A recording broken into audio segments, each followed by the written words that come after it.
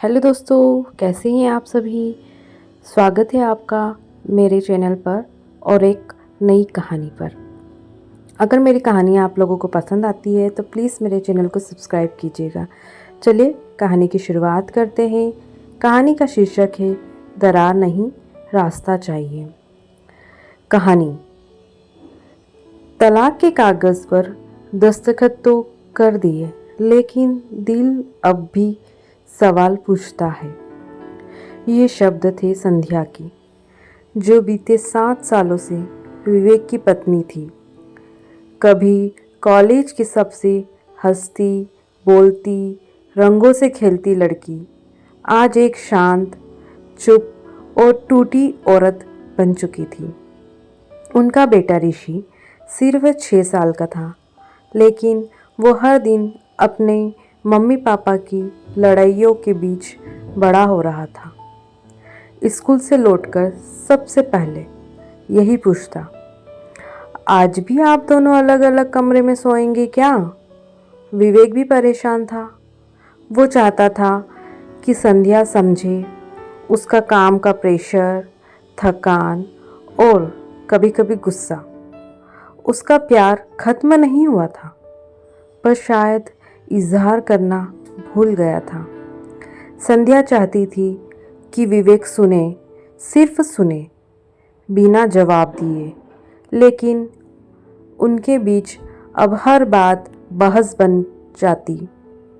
बेटा हर रोज़ सहम जाता था, फिर एक दिन बात कोर्ट तक पहुंच गई। दोनों ने सुलह की कोशिश की, काउंसलिंग भी की, लेकिन कोई ठोस हल न निकला।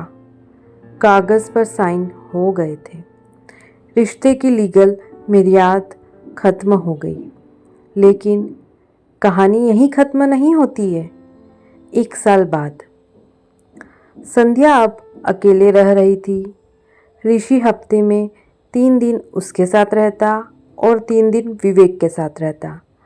एक दिन ऋषि बीमार हो गया, तेज बुखार, उल्टियाँ। संध्या ने सबसे पहले विवेक को फ़ोन किया। बिना कुछ पूछे विवेक आ गया, अस्पताल ले गया, ख्याल रखा। रात भर बगैर बोले वहीं बैठा रहा। सुबह जब डॉक्टर ने कहा, बच्चे को मम्मी पापा दोनों का प्यार चाहिए, दवा से ज़्यादा असर उसका प्यार का होगा, तब दोनों की आंखें भर आई। संध्या ने पहली बार विवेक की ओर देखा। तुम बदल गए हो, विवेक बोला। नहीं, शायद मैं अब समझ पाया हूँ कि शादी निभाना सिर्फ साथ रहने से नहीं, बल्कि साथ महसूस करने से होता है। फिर क्या हुआ? दोनों ने फिर से काउंसलिंग ली, इस बार तलाक से वापस रिश्ते की ओर। वे अलग अलग घरों में रहकर कुछ महीनों तक सिर्फ बातचीत पर ध्यान देने लगे। ऋषि को हर दिन दोनों का समय मिलने लगा। धीरे धीरे संध्या ने महसूस किया कि अब विवेक सुनने लगा है, और विवेक को समझ आया कि संध्या की चुप्पी भी एक आवाज़ है। आगे क्या होता है, समाधान क्या था, आइए जानते हैं हम ये कहानी में। उन्होंने ईगो को रिश्ते से बाहर रखा। तुम गलत मैं सही की लड़ाई छोड़कर हम कैसे ठीक हो सकते हैं कि सोच अपनाई। बच्चे को बीच में नहीं लाए, बल्कि उसके लिए भावनात्मक स्थिरता दी।